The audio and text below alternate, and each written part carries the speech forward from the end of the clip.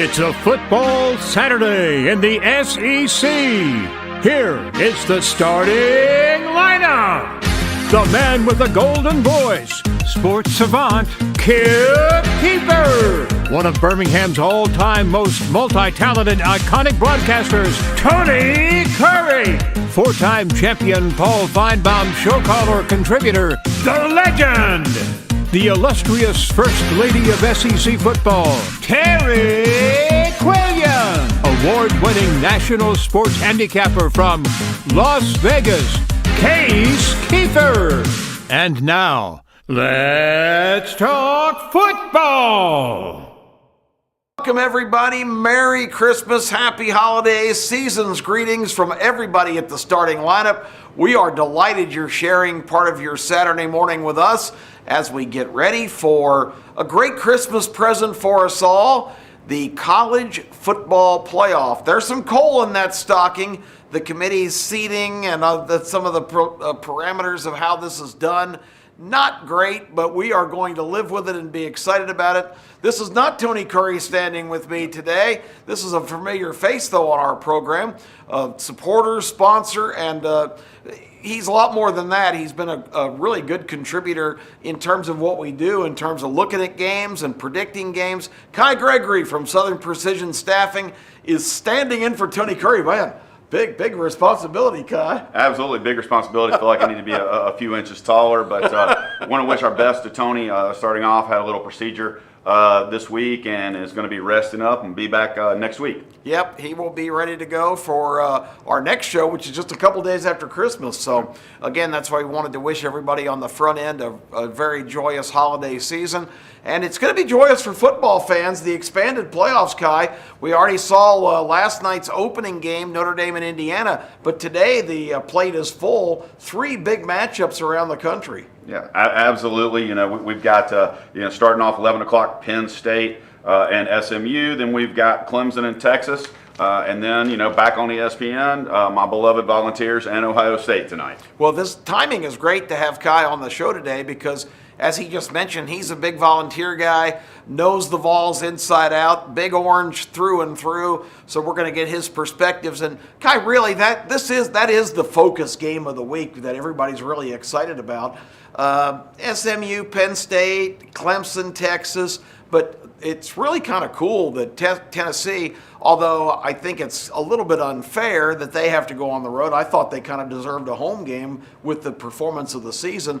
But what are your initial thoughts of those? We'll get into that a lot more in depth here in a minute. Well, as a Tennessee fan, obviously upset. Couldn't have a home game. Would have loved to have taken my youngest, especially, up there. But, totally understand it. The committee had a very difficult job to do. They did it, semi-okay for 12 teams, let's say. They probably could have put 8 more teams in and taken 4 teams out and gone back and forth. But, Tennessee going on the road, it's going to be cold. It's going to be very interesting tomorrow night to see. We've seen all week long about the tickets and how Tennessee fans are allegedly buying up these tickets and all these different things. So it's going to be very interesting to see. We'll see how much orange is in the horseshoe tonight. Just a quick comment on the playoffs, because I've been a pretty big critic of how it was all done. And this is not necessarily directed at the committee. This is the organizers of the whole thing.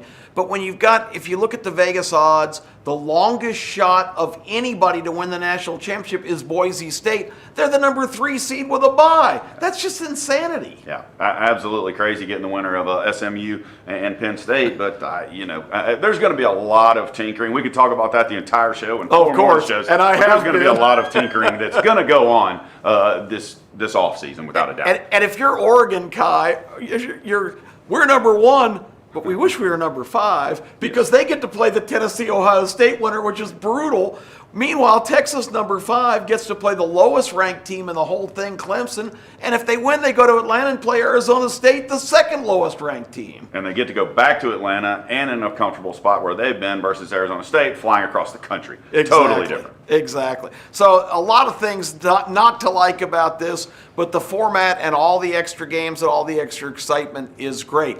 There's other bowl action going on, of course, all around the country. 13 SEC teams out of 16 in the competition in the postseason. Pretty extraordinary.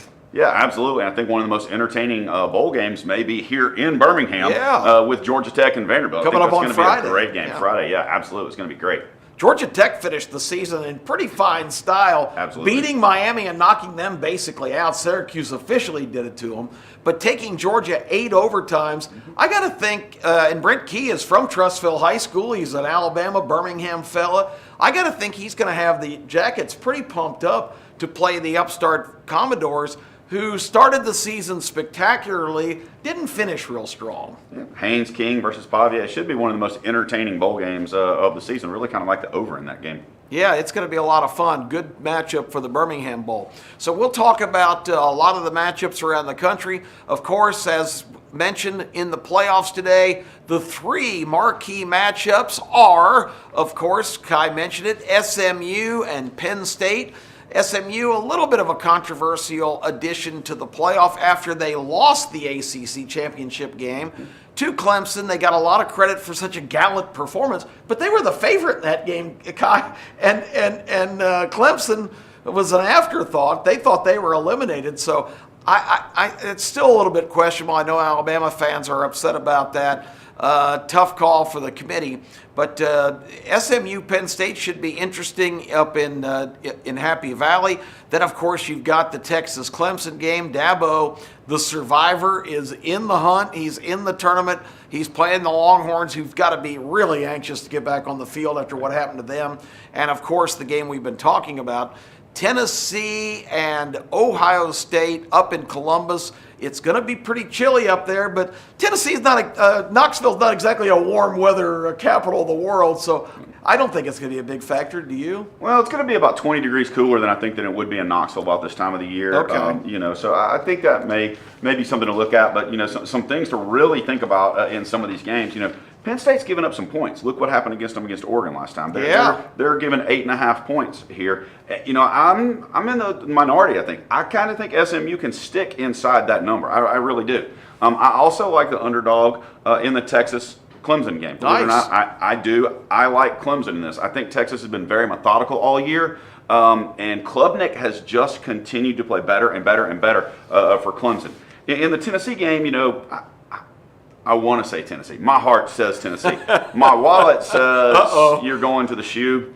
Ohio State is very mad after last week. Tennessee is 0-21 their last 21 road games against the top 10. Oh, I don't trust Heupel and the offense on the road. Yeah. You've got Will Howard that's going to want to run up the middle. Chip Kelly's going to run up the middle. Tennessee's defense, whether anybody believes it or not, is the interior of the defensive line against the run and against the running quarterback. Those are my thoughts on those games. It's kind of amazing to me. I heard a commentator a couple weeks ago say, well, you can only hold down the Josh Heupel offense for so long. The Josh Heupel offense, to me, seems like it's turn around and give the ball to Dylan Sampson every time this year.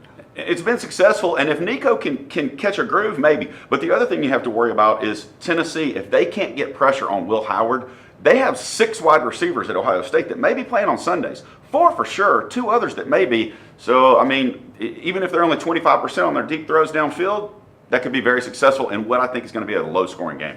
Well, we talked about it a little bit before the show. Will Howard, surprisingly, the transfer quarterback from Kansas State, they let McCord get away, the guy who took them to 12-1 last year. He went to Syracuse and threw a gazillion touchdown passes, including against Miami in that deciding game that knocked the Hurricanes out. Will Howard's been a little iffy, and he really looked bad in the Michigan game. Yeah, he's a little bit on the sketchy side sometimes, but all he's got to do is show up and manage the game and not turn the ball over, and I think Ohio State will win. So that's going to be a lot of fun. Those are the big games of today. And as I mentioned, we've got a lot of bowl games this week. Any other one? You mentioned the Vanderbilt game. Any other one that kind of jumps out at you? We've got a few, but I know that right at this time we have got to jump to Legend. They're giving us all kinds of grief about it, so you're going to have to go there and let him talk now. The marquee matchup I like today is Tennessee and Ohio State. I got the chips, I got the meat, I got the sweets. I'm going to have my feet kicked back, and I'm going to be celebrating because I don't like either one. And whichever one goes down, I'm going to be happy, ladies and gentlemen. Now on to a man that's always happy because he lives in Vegas, Mr. Keefer. Surely you've seen that meme that's been posted everywhere on social media for years now of a bunch of soldiers that look like they're about to bust into a house, and then in the middle there's one clown. Well, to me, that's pretty representative of this first round of the new college football playoff this year. To me, there are 7 of the 8 teams that are suiting up today that you could convince me, if everything breaks right, can make a run in this thing. And who's the one exception? Well, I'm going to apologize in advance if there are some fans, because I might be a little harsh, but I got to tell it how I see it on this show. And to me, it's Clemson. I do not think the Tigers belong here. It's a travesty they ended up winning the ACC championship game. Yeah, sure, they got off to a big lead, made a play when it matters, but less than 4 yards per play in that game. I've been betting against Clemson all year, and I'm going to be doing it again today against Texas. Maybe I'll eat my words, but I give the Tigers little chance and wish we didn't have to suffer through them being in this field. Step back into the groove and then into the Birmingham Racecourse Casino. Check this out. It's all happening here. The Birmingham Racecourse Casino is the local place to win. Good times right here. Let the Birmingham Racecourse Casino bring the good times to you. The Birmingham Racecourse Casino, where the good times roll. Where you could be a winner too. Yeah, boy! Coach's Corner this week, we have Deion Sanders, and wow, what a difference a year makes. Last year in 2023, Deion Sanders took over what could only be called a struggling University of Colorado football team. In 2022, they were 1-11 under head coach Karl Dorrell. So when Deion got this job, oh my goodness, there was so much criticism. Deion didn't have the experience. He didn't know what he was doing. His work coaching at Jackson State wasn't anywhere comparable to playing in the Pac-12, and on and on and on. Then when he took the job and he got to Boulder, he let a number of those players on that 1-11 team know that they were no longer going to be on the CU football team. Oh my goodness, the critics went crazy about that. Like, you should keep all the players from the 1-11 team. Nonetheless, 2023 was better, but just by a little bit. They went 4-8, started out really strong, ended up in the absolute cellar of the weak sister Pac-12. So not great, right? 2024, however, has been a different story. The Buffs are 9-3 on the season. They're headed on December 28th to the Alamo Bowl, where they'll take on number 17 BYU. And interestingly, the Buffs are favored by 2 to 2.5 points right now. Deion has done a lot of things right. For everyone who said he couldn't recruit, well, he snagged Juju Lewis, the star quarterback out of Georgia that the University of Georgia and Kirby Smart have been recruiting for years. He's signed with the CU Buffs. And in the transfer portal, Deion's still working his magic. He managed to land the number 1 defensive player in the portal, killing us at Alabama. Jaheim Otis is going to be a Colorado Buffalo. Deion's working it on both sides. He had some thoughts this week for all the other coaches that say the transfer portal is ruining college football. Deion believes maybe they just don't know how to use it correctly. He said last year that he was willing to look like the fool, and a lot of people called him that when he was relying heavily on the transfer portal. But you know what Deion said? He said, people criticized Noah and called him crazy when he was building that ark. And then the rain came. Well, the rain is definitely coming for the University of Colorado right now. So much so that the current story is, oh my goodness, will Deion Sanders stay? All these NFL teams are circling around, talk of other big college football programs. As for Deion, he says he wants to plant his flag and stay in Boulder, Colorado. So as a CU Buffs fan, I'm hoping that's true. Here's to you, Deion, and go Buffs. Welcome to the Legend Cave, where few men have ever stood. I'm talking Elvis Presley. I'm talking Keefer, Tony Curry. I'm talking Ronnie Van Zant, and your boy from the Paul Feinbaum Show, the Legend. I usually come on here and go crazy, ladies and gentlemen. Here in the Legend Cave, you may ask, why you got a hood on, Legend? Well, I try to cover up as much ugly as possible, but I lost my heat. Kevin DeBoer cut my heat off. Can you believe that? And Coach DeBoer cut a man's heat off in the middle of winter. I can't believe it, but he did it to me. But Coach DeBoer, you getting a pass this first year. That's my Christmas present to you.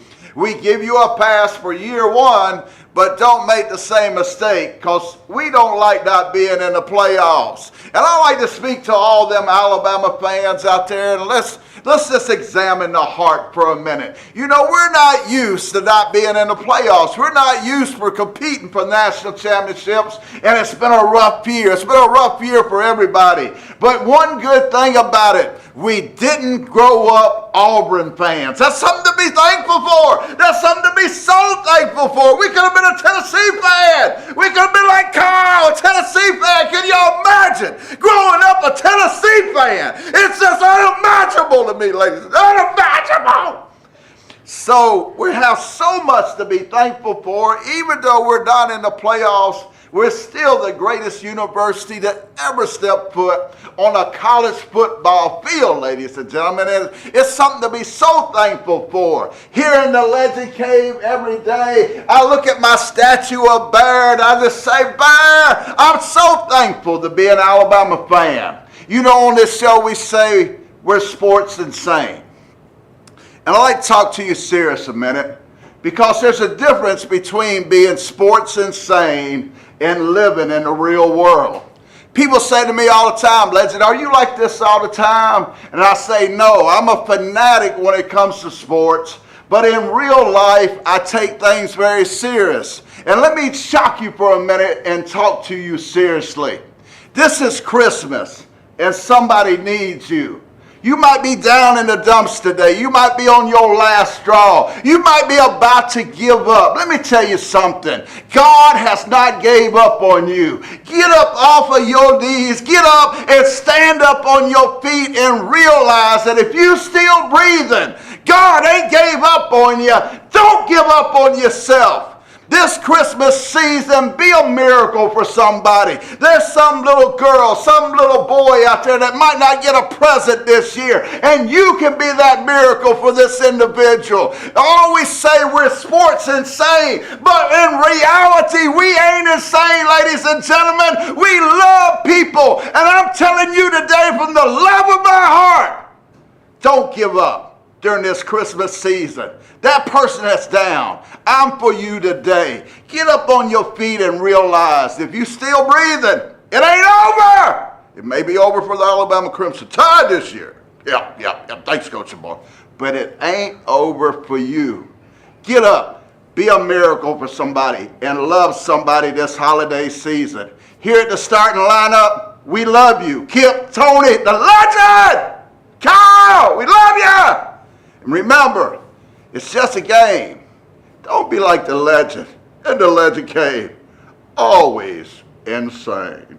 Kai, let's thank some of the folks that make this show possible. All right, we'll do. Thank you including you on Southern Precision Staffing. That's right. Southern Precision Staffing, you can reach out to us. We are the only skilled trade solutions company in Alabama for all your construction staffing needs. 205-682-2820. You can look us up on Facebook. You can also look us up on our website at sps9.com. You also have K4Wins. That's K4Wins. Twitter handle is at K4Winners. Got to capitalize that K and that 4. K4 wins year to date 380, 216, and 22, 63.7%. Yeah. Now, we want to get into some of the bigger sponsors like Teresa Autry with Expert Realty at Hoover. 205-294-4210. That's 205-294-4210, Teresa Autry.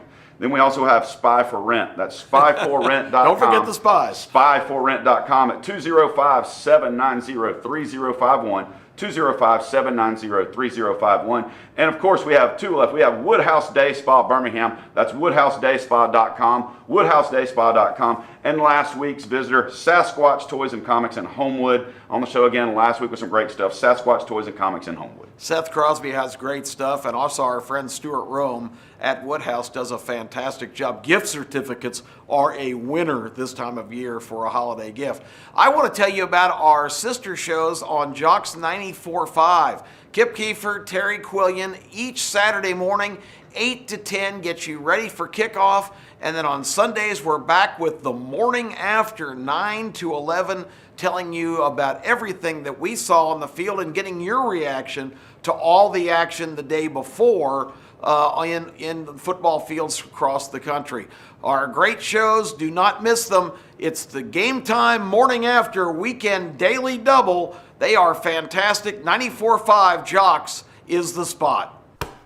Hey, it's Case Keefer, longtime sports betting writer, and assistant sports editor for Greenspun Media Group, which includes the Las Vegas Sun. So long that it's really hit me this week with the start of my Bull Pick'em series at LasVegasSun.com. I went back to the very first one, the origins of my Talking Points column in 2010 this year. So 14 years later, we've still done it. We've handicapped every bowl game, doing it again, and I can't wait to get into at least one bowl game pick on this Vegas Heaters segment here. But first, allow me a little lament. Our great run of handicapping the big events in Las Vegas is over, and this one really hurt. We had Oklahoma City plus 850 at the beginning of the NBA Cup to ultimately take it down here in Las Vegas, and they just cannot hit a shot. They get to the final game against the Bucks, another runner-up in the futures. It's really hurting us lately here. We had the Yankees in the World Series, didn't get there. The Thunder didn't get there. I advised against hedging in both, and I think that was probably the right choice, at least for the World Series. I know that in that final game with the Thunder, they got up to a 6-point favorite against the Bucks, but it was just for a split second. I couldn't quite get the +6.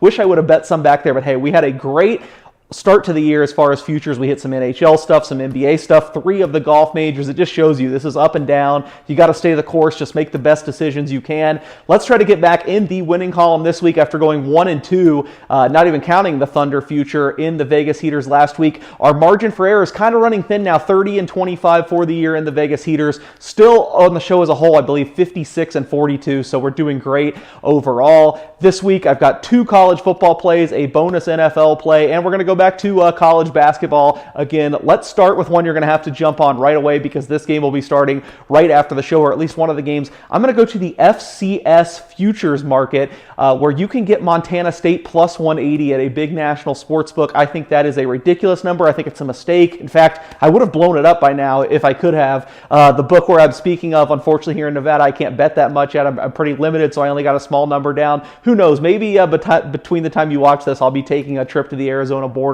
and betting some more. But this boils down to Montana State should crush South Dakota, a team that's overachieved to get here to the Final Four. Then in the other game, it is going to be tight. South Dakota State, North Dakota State, either of them could win. It's going to set up a tough game for Montana State in the championship, but they're going to be favored either way. So you just do the math. They're like a 7.5-point favorite against South Dakota today, and they're going to be at least a field goal favorite against one of the other teams. Plus 180, way too high. See what you've got. I would play this all the way down to probably plus 150 and get some action in the other big college football tournament going on, and Montana State plus 180. I got to throw out one bowl game after the tease. So let's go to, I believe, early next week, the famous Idaho Potato Bowl with Fresno State and Northern Illinois. Now, the first thing that would jump out about this game, the smallest total you'll probably ever see in bowl season, certainly this bowl season, as low as 39 between these two teams playing on the blue turf at Albertson Stadium. And what do low totals usually mean? A look to the underdog, and I think that's the case here. Both these teams kind of have the portal taken away a lot from them.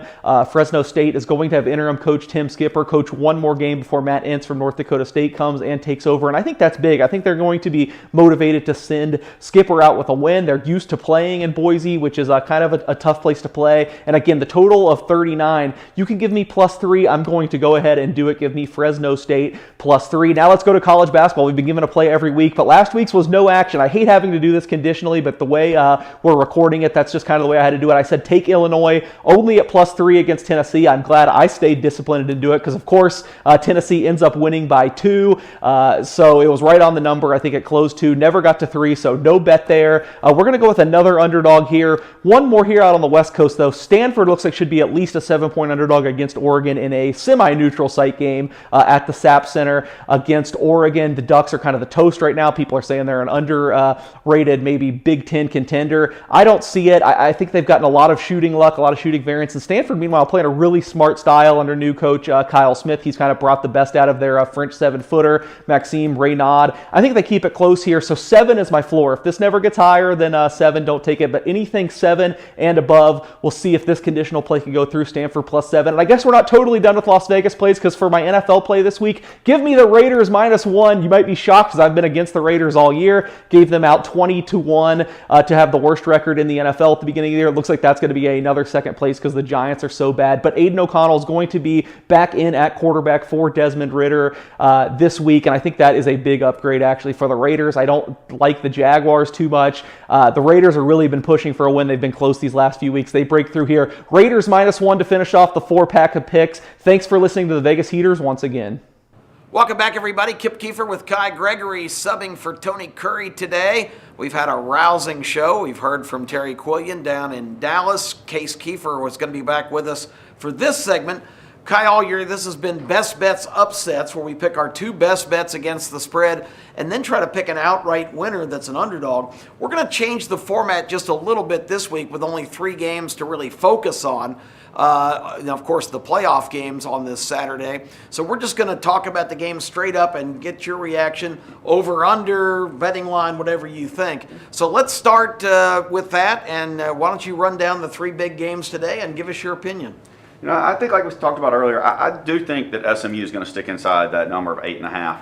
I do think that Texas is probably going to stick inside that number of 12, and I really like the under in that game. And I would not be surprised at all. I like the under in the Tennessee game. I liked it a lot better at 47.5. Now it's 46.5. We're coming down to some key numbers, getting closer and closer to 45. So I really kind of like the under in the Tennessee game. If I had to bet that game, I would take Ohio State. I would buy it down to 7. If I was going to play that game, you know, I'm not going to. And I like SMU over their team total of 20.5 right now. I think those are some great games to go after in that way. Jennings, the quarterback, really impressed me in the Clemson game. They got off to a terrible start, but that guy is a dynamic player. Right. I mean, I like those 3 games. My best bets, I mean, you know, if we were to go back in that, I think one of the upsets would be probably Vandy over Georgia Tech. I really like that, even though the way Georgia Tech played. I like Syracuse this weekend with Washington State's entire coaching staff and entire team being gone, missing 10 starters. And I love North Dakota State getting 3 points at home in the Fargo Dome today, right after the show. The Dakota schools just dominate the FCS division. I've gone back and forth on Penn State, SMU, because I've been kind of critical of SMU's resume for the year. They really didn't play any of the top teams in the ACC, but they are gritty and gutty, and I really love Jennings. And I just don't think Penn State's that proven. I don't really like the resume that they bring to the table. Again, James Franklin against top 10 teams in his career, 3-19. He just doesn't win on the big stage. So I'm going to go along with you there. I think SMU can hang in because I just think Penn State does just enough offensively typically to win games. I think the spread on Texas Clemson is too high. I don't particularly like this Clemson team, but you mentioned Cade Klubnik. This is a guy who we knew could throw the ball, but Clemson's become a lot more dynamic in the latter parts of the season where he's pulled it down and taken off and really broken off some big runs for them. I think they can hang within that number 2 against the Horns, so I'm taking the points in both those games. Ohio State and Tennessee, I'm an SEC guy. I want the Vols to win, but I just have the feeling that Ohio State's going to be chomping at the bit after that embarrassment against Michigan. We'll see how all that goes. I know the Legend has big opinions on the big games. Legend, take it away. Give us your best bets. David Legend has been a man possessed this year, picking over 70%. And it's playoff time now, and I got David Legend in the ear. He says he likes Ohio State to crush Tennessee. He likes Penn State to take down TCU .20 SMU. And yes, ladies and gentlemen, he likes Texas. He likes all the favorites. Well, Kai's done a great job filling in today. We appreciate everybody watching us throughout the season. We're going to be here all the way through the playoffs. So stick around, stick with us for the best advice and the best previews right here on ABC 3340.